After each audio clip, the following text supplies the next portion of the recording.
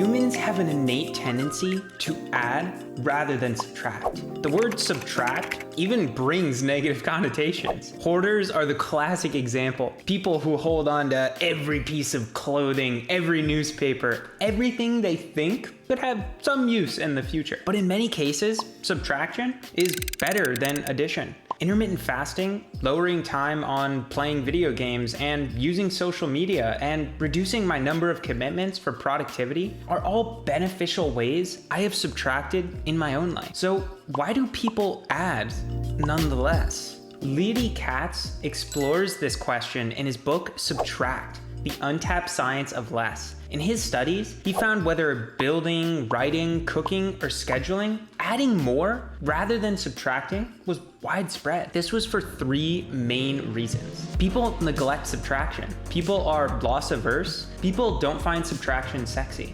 First, we fail to subtract because many don't even see it as an option. Many participants in Koltz's studies didn't subtract until they were reminded it was something they could do. For example, in one study, participants were given a 12-item travel itinerary for a day in New York City. Then they got a list of additional activities and attractions. The practitioners asked participants to improve the travel itinerary in any way. Curiously, only 1 in 4 participants chose to remove from the original packed itinerary. Only after participants were reminded that changing could mean adding or subtracting did the majority begin to subtract activities. Secondly, we tend to add rather than subtract because of loss aversion. This was first defined by behavioral economics Daniel Kahneman as a bias that makes losing something psychologically twice as painful compared to the pleasure of gaining. When we subtract, it can often feel like we're losing. This activates our primal loss aversion tendency and makes us feel bad.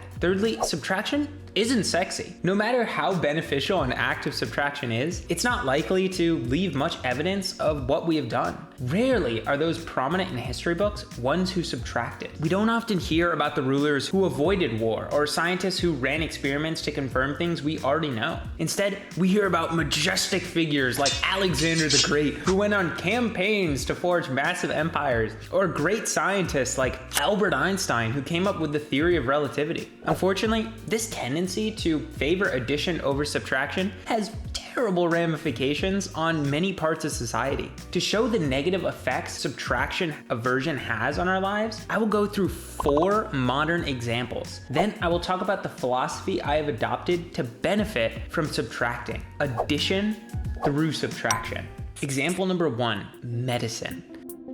Iatrogenesis is the causation of a disease, a harmful complication, or other ill effect by any medical activity, including diagnosis, intervention, error, or negligence. Modern medicine is a horror story of iatrogenesis. Many people in first world countries believe any pain, infection, or disease should be treated immediately. I had one friend in high school who constantly sanitized his hands before and after eating. I know people who can take aspirin like it's candy when they get a cold or a fever. Some people gulp ibuprofen if they feel the slightest pain. The issue is this medicating inhibits the body from undergoing its own strengthening and immune processes. The result, more often than not, is a weak immune system. But it can often be more serious. A child who undergoes an unnecessary operation can shorten their life expectancy by years. Let's group all of these treatments under naive interventionism. The obvious solution is to subtract. The best time to use medicines is often in the case of something incapable of healing through natural means. So stop washing your hands every 5 seconds. Germs can be good for you. Don't engulf medicine at the slightest hint of a fever. Your body needs to learn to fight these colds. Stop popping ibuprofen like it's your breakfast. A little pain might strengthen character. Example 2,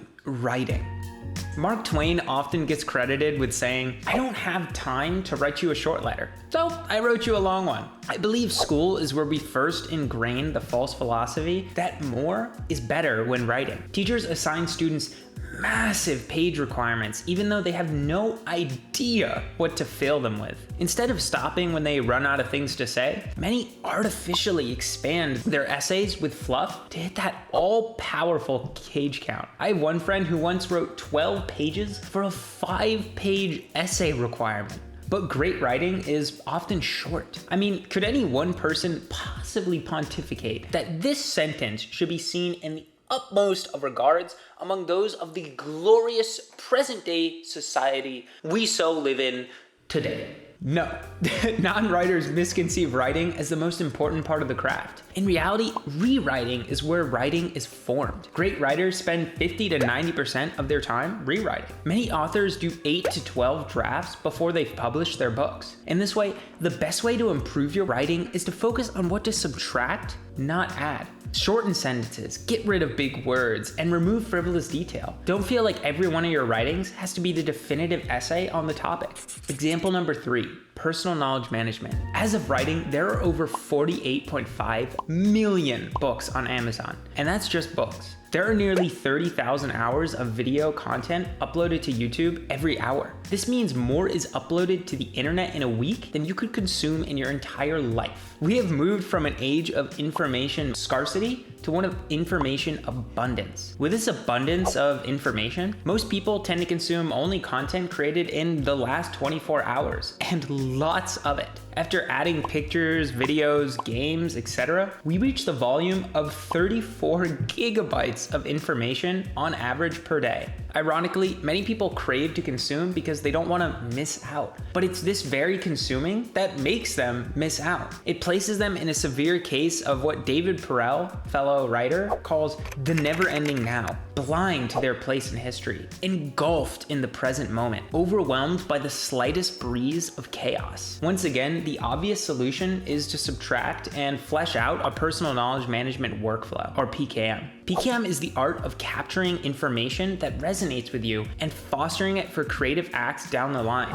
To create an effective PKM workflow, you have to filter on what you capture. My favorite way to do this is to define a capture toolkit, a set of mediums you have chosen as essential to your information diet. It also helps you to come up with your 12 favorite questions in life and filter the information you consume through them. Check out my Building a Second Brain playlist to learn more. Finally, understand the Leidy effect, which states the future life expectancy of non-perishable things like books is proportional to their current age. If a book has been in print for 40 years, I can expect it to be in print for another 40 years. Old information is often more valuable than new. Example 4, consumerism. America's outlook on adding changed after Truman's inaugural address on January 20, 1949. In his speech, Truman decreed America's aim should be to free peoples of the world to lighten their burdens. How would America do this? Well, through buying more stuff. Consumerism was born. Americans started buying in droves. Ad companies rolled in the big bucks as their ads were marketed on television like crazy. Malls, shopping centers, new stores, and more started getting built up all around the country. Unfortunately, consumerism has a dark side because it functions primarily off addition. We know from countless studies that buying more rarely makes you happier. In fact, it often makes it harder to find sustainable happiness. This is because of the hedonic treadmill. The hedonic treadmill is the observed tendency of humans to quickly return to a baseline level of happiness despite major positive or negative events or life changes. While addition can make us happier in the short term, it often makes it harder to enjoy life in the long run. Adding artificially raises your baseline level of happiness. As you gain more and more, you start struggling to relish the small things in life. The solution is once again to subtract. Learn to love what you have. Enjoy simple pleasantries like a nice walk, a picnic, or a good book. Finding joy in these activities will allow you to enjoy more of life. This is because most of life is apparently mundane. You won't usually be skydiving from a plane or taking a trip to the Bahamas. What is the solution? The Chinese philosopher Lao Tzu advised, to attain knowledge, add things every day. To attain wisdom, subtract things every day. Hopefully, these 4 examples have shed light on how universal subtraction aversion is in modern society. In response, over the last couple of months, I have adopted a philosophy that has helped me benefit from subtraction. It's called addition through subtraction, or ATS. ATS holds values as my primary decision maker. Anytime I have to choose whether to add or subtract something to my life, I first ask if it helps me in one of my 3 central values: health, relationships, and teaching. If it doesn't add to one of these 3 things, I don't add it. I do the same thing the other way around. If something I have hurts my 3 main values more than it helps, I subtract. Here are some quick examples of how I've implemented ATS, intermittent fasting. Most of the time, I only eat twice a day. This saves me time and energy making food and gives me the flexibility to decide when to eat in response to others. Video games.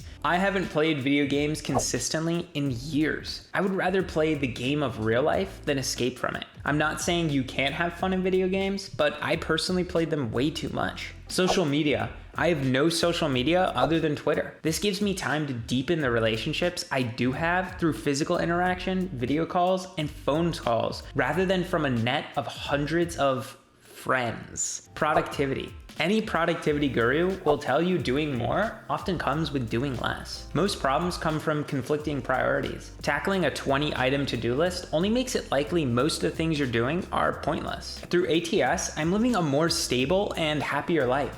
I'm avoiding the terrors of the hedonic treadmill, and it's all because I see subtraction for what it is. It's important to understand that subtraction is not always the right option. I'm not advocating for subtraction in every circumstance. ATS as a philosophy works on the concept that you can add or subtract.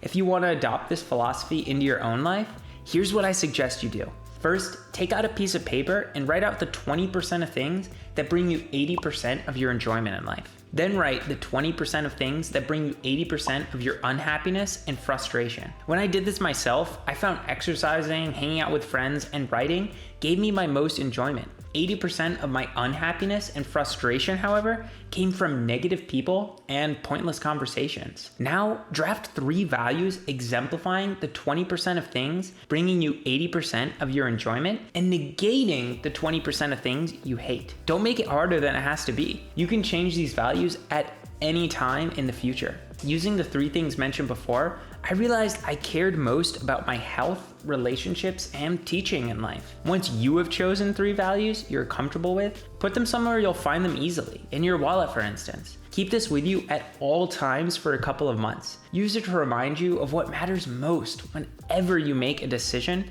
on adding or subtracting something from your life. Be sure to check out the book on Amazon to learn more about the power of subtraction. It's going to be in the description of this video. As always, have a fantastic rest of your day, and bye-bye.